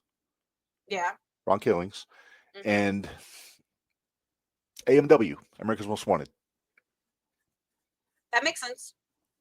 I know all those people. That surprises me, honestly. Did I miss anybody? Oh, I'm sure. I kind of like the Abyss. I do like the Abyss call too, because he was there for a while. Mm-hmm. if we're gonna throw a female in there, and nobody will probably agree with me on this. Can I guess? Who? Gail Kim? No, and that's why I said nobody's gonna agree with me on this. What are you thinking? I think Daphne deserves her flowers somewhere, and Daphne. Daphne. I love Daphne. I think she deserves her flowers somewhere. So I don't know if I call her a pillar. I do agree she should get her flowers. She could be the gazebo outside of the building. Okay, I'm okay with that. Run Killings probably should be on there somewhere. Yep, I got him on there. Red shirt Dusty. security were the backbone. Okay, that popped me. Suck it, Atlas security. All right, what other one do you got? The last for one I us? got is Ring of Honor. And you're killing me, Paul. all right, now this one. Yeah, where are we going? Because I may not know all the years. I'm thinking like 02 to 07, like up until they got pay-per-view. Okay. So here's what I'm thinking. Okay. Homicide. Okay. Samoa Joe. Okay.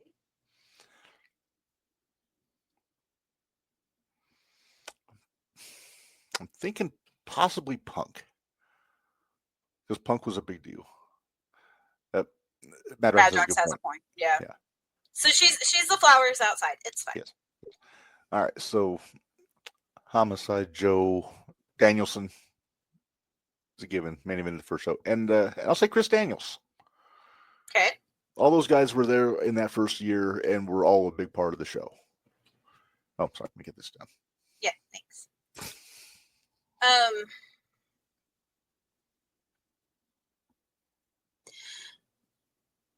I'm checking my dates, so hold on a second.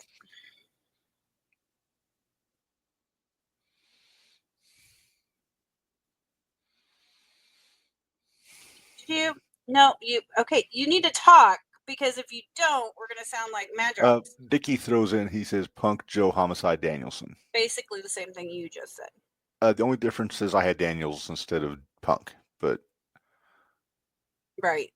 But Punk is a hell of a call, though, because he was, number one, he was the best heel in the company at one point. He was top babyface. He was the top promo, and he was also world champion, too. So he's definitely got a case to be made there. And it was hard for me not to find a spot for Low-Key, to be honest with you. Okay. I'm going to call this one out there. Okay. What about the Briscoes? Oh, I'm really mad at myself right now that I didn't think of the Briscoes. See, I'm not usually thinking tag teams for pillars. That's the thing. See, thank you, Dickie. Raven. Oh, wow. Yeah. Raven had a good run with Punk in 03 for sure. I'm going to adjust Nigel Josh says too. Nigel.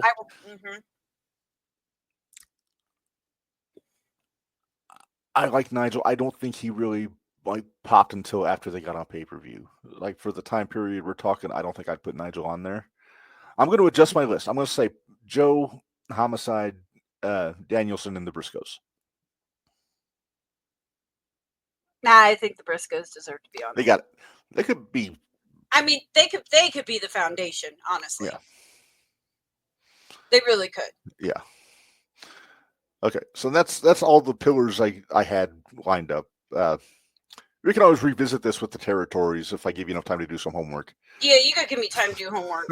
I kind of sprung this on you last minute there, so sorry about that. Well, I knew we had talked about it, but I didn't realize we were doing it. So well, we didn't have a guest, so I want to make sure we had content for the episode. Is this PWI week? This is PWI week. It's funny. You should ask me that, Minderz. Raven and Punk.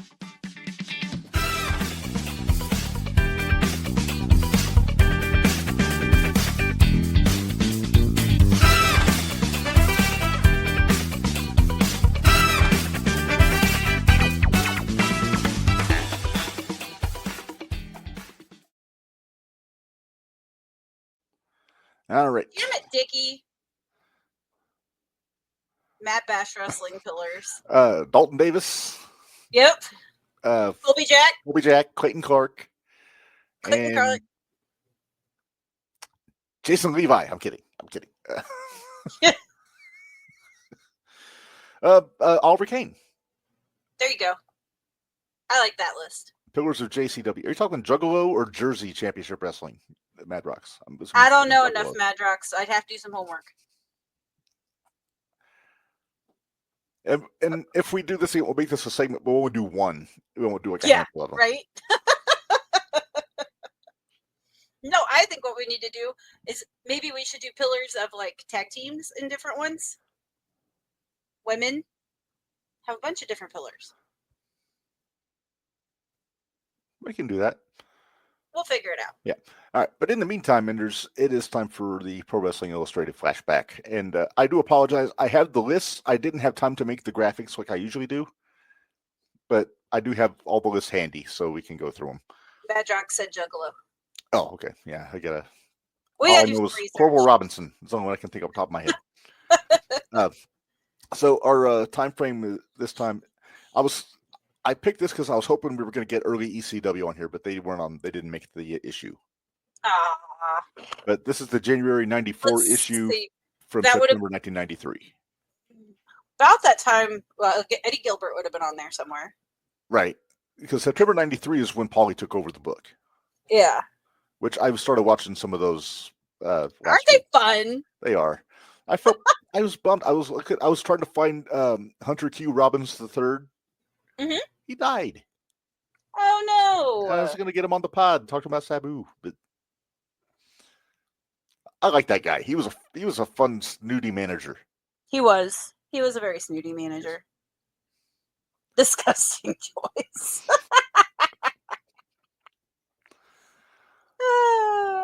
All right. So we got our top. Start with the top 10, as we always do. Okay. Big Van Vader, number 1. Nice. Okay. All right. So some big boys in the top 3. You got Vader, Yokozuna, and Undertaker, 1, 2, 3. Yeah. Then you got Razor Ramon at 4. This is when he was just turned babyface in WWF. Okay. Dustin Rhodes at 5. Let's see, 93. I think he was U.S. champion at this point in September 93. Bret Hart 6. I thought he'd be higher, to be honest with you. Well, it looks like he fell. He fell 2 spots. He also was not holding a title at this point. Nah. Let's see, Ric Flair 7. After not being on the list, this is when he came back to WCW. Okay. And he just started getting his feet back in. Luger at number 8. This is right when he started doing the USA gimmick. Ugh. September was right after SummerSlam. Lex Express. The Lex Express, indeed. Jerry the King Lawler, number 9. Again, this is when he was feuding with Brett. Rick Rude took a tumble from 8 down to 10. No, that's 6. 6. Oh, I get my eyes checked. I think he may have been hurt a little bit. Yeah. So strong list though. Yeah, very good list. Yes. Let's talk about our tag teams. All right. Oh shit. Let's see. See what you did to yourself. Hang on, I got this. I see. Okay. Jacques there we go. I got it. Okay. So you got the Quebecers, number 1. Yes. Too Cool Scorpio and Marcus Bagwell, number 2 from WCW. They jumped up. They went from 5 to 2. Yeah. Nasty Boys, number 3. And the Steiner Brothers at 4. Both those two went down a spot to get Bagwell and Morton or Scorpio up. Rock and Roll Express, number 5. The Heavenly Bodies, Del Rey and Pritchard, number 6. Okay, Mike Anthony and Spike, number 7. They were not listed the previous issue. Not real familiar with them, but I'm sure I would if I saw them. That might be from like Global. Fatu and Samu, Head Shrinkers, number 8. Mm-hmm. The Armstrongs, number 9, Scott and Steve. And the Bruise Brothers, Ron and Don Harris, are number 10. All right. What do we got? Let's go most popular. So number 1 is Luger. Again, he just turned babyface, so the bloom was still on the rose at this point. Well, and he didn't. He didn't move. He didn't change. No. You got Sting. Yep, Sting number 2. Thank you. I'm assuming you got sidetracked by your baseball game. I got sidetracked by the fact that my feed froze. Oh, I didn't But realize that. anyway, yeah, so Sting's number 2. I mean, naturally, most popular. He's always going to be up there. Mm-hmm. Brett number 3. Yep. Razor number 4. He was on the list last issue because he was still a heel, I think. Right. Dustin number 5 again. He was number 6 last issue. Davey Boy Smith number 6. Macho number 7. Tatanka number 8. He was still in the throes of his undefeated streak at this point, I believe. Okay. Ric Flair was a babyface at this point in WCW. He was 9. This is around the time he and Arn were feuding with the Hollywood Blondes. Madrox says Armstrong's on the list is amazing. Yes. And number 10's Doink. Matt Bourne. Freshly babyface Doink the Clown with Dink. With Dink. This might be pre-Dink. I don't remember. That's a funny way to say it. Pre-Dink. All right. And if we do most popular, we got to do most hated. Crush number 1. This is when he turned on Savage. Oh, yeah. And went with Mr. Fuji when he still had the glorious mullet, but this time he put the face paint back on. Yep. All right. Number 2, the King. Everybody hated the King. Everybody hates the King. Yep.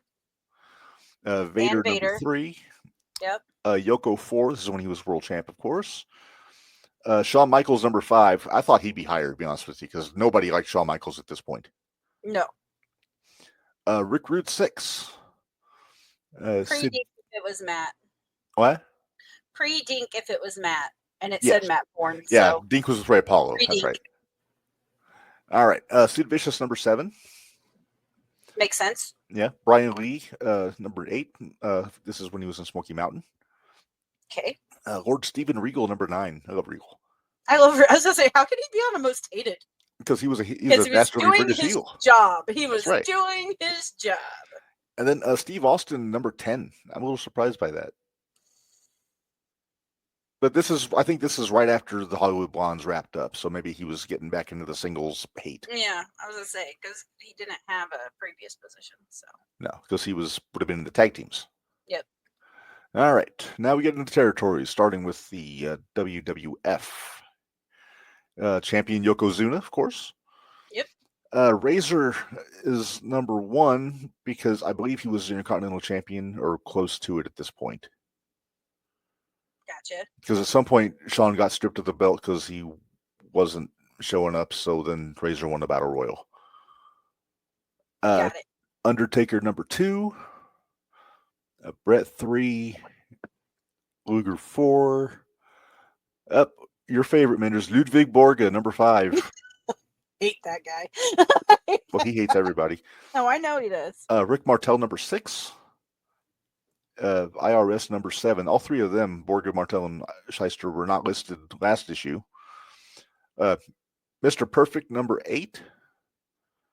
The King, number 9. 123 Kid, number 10. That must have been from beating Razor that he got the rub a little bit. Yeah. Yeah, he was pretty popular right after he beat Razor. Oh, yeah. Everybody loves an underdog. Yep. All right, WCW. Vader is the champion, of course. Dustin Rhodes, U.S. champion, number 1. Ricky Steamboat, number 2. Sid Vicious, number 3. This must have been right around the time that he stabbed Arn with the scissors. Rude, number 4. Regal, 5. I think Regal might have been TV champ at this point. Just thinking off the top of my head. If I'm wrong, Dickie or Madrox, feel free to correct me. Borga, oof. Yes. Yes, we agree. Cactus Jack is number 6. They didn't kayfabe Mr. Perfect, damn insiders.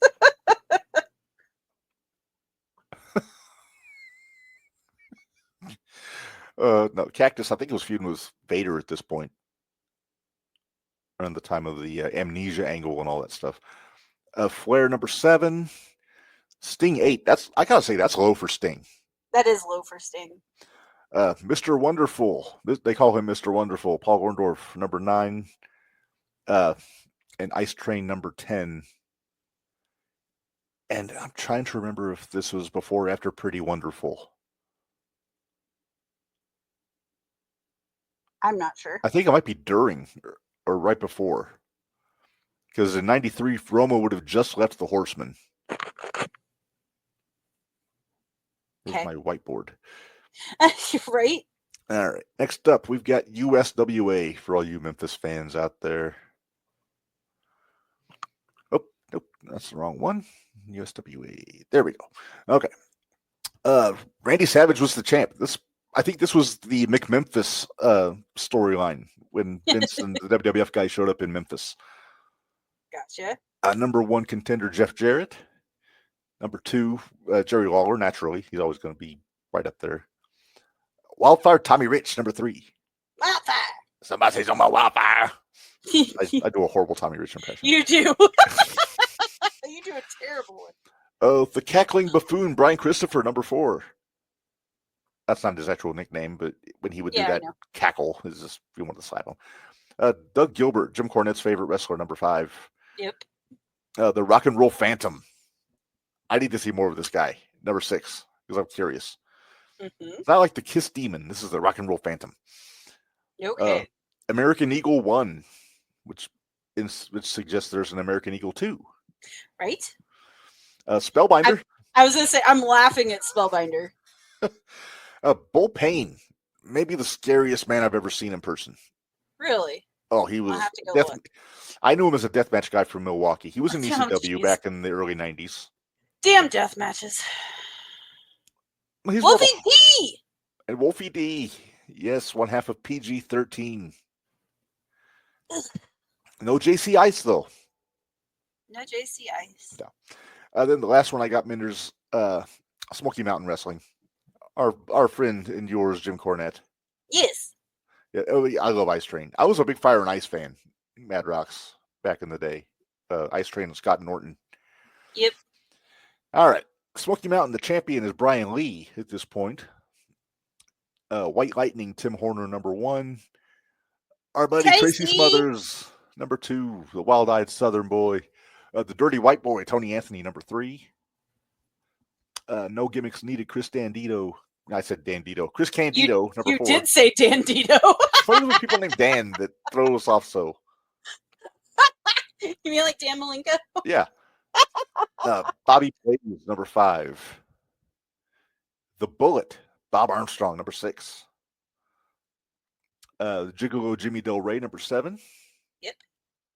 Ricky. Yep. Ricky Morton, number 8. Killer Kyle, number 9. That's an interesting fella. And then Steve Armstrong, number 10. Because Smoky Mountain was awash with Armstrongs at that point. Because Bullet was the commissioner. Then his boys would come up and help him fight off the Heavenly Bodies and Cornette at the drop of a cat. And Madrox says, it's okay, I miss Kenny Chaos. And Robbie Rage. Don't forget Robbie Rage. Right? Where's our Mount Rushmore WCW mid-card tag teams from the 90s? I think that's got to be, that should be a paid show. I'm just throwing it out there. Paid show. Paid show. Where are they now? Okay. They're up 9-1 last I checked. I think this is pretty much, I can turn that off. You're good. Okay. Well, next week, Minderz, I don't believe we have a guest. So it'll be just a lot of reacting to the stuff we predicted today. I'll be in Florida, so. You'll be in Florida.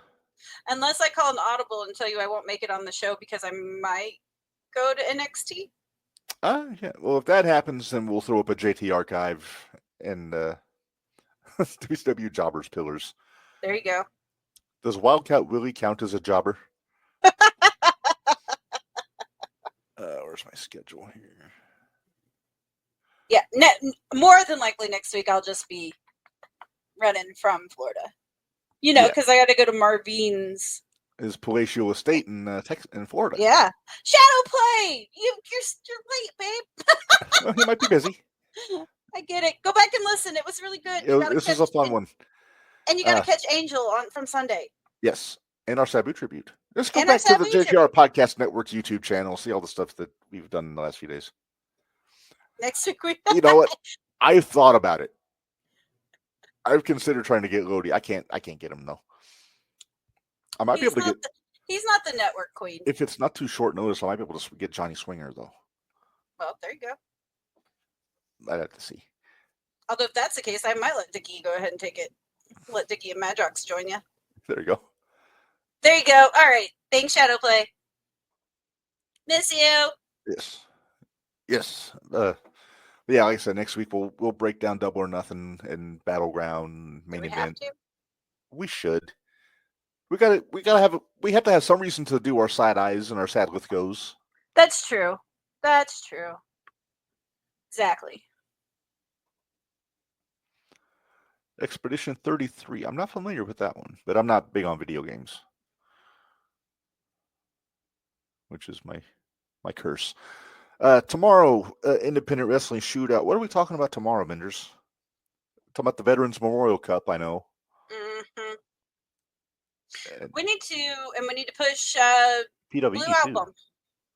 Yep, we got the Blue Album coming up. We're going to talk about that more next Wednesday also, because I'm going to be joined by Dickie Wabash. You for will that not shootout. have me here. I might be listening, but right. You might be making snarky comments in the chat. I'm really good at that. You really are. It's a gift. It is. Yep. And then, of course, the Extreme F and Review podcast will be dropping on Friday morning at 9 a.m. on Amazon, Audible, and Spotify. And we had to postpone Gold Rush. We're going to have that coming up this week on Friday on YouTube. We're planning on it dropping about 6 o'clock p.m. It won't be live, but it'll be dropping at 6 p.m. on YouTube Friday night. Gotcha. So, yeah. In the meantime, I mean, we're getting out here at a reasonable hour. It's coming in right under 2 hours. I'm pretty impressed with this at this point. Uh-oh. Oh wow, Shadowplay's got notes. Oh. It's 20 years stage to which played a vampire and Blade Trinity. Okay, Madrox, you're getting a little. Think Abbott can even join along as long as he cuts his nipples out of his shirt. Well, even if you can't, I can always do that myself. No. All right, let's get out of here. We're meandering. We are a little bit. Thanks everybody for joining us this week on the Jumping the Rail podcast. Until next time, for Minderz, this is Red reminding you all life is hard, work stiff, and we'll see you guys next. Thanks, guys.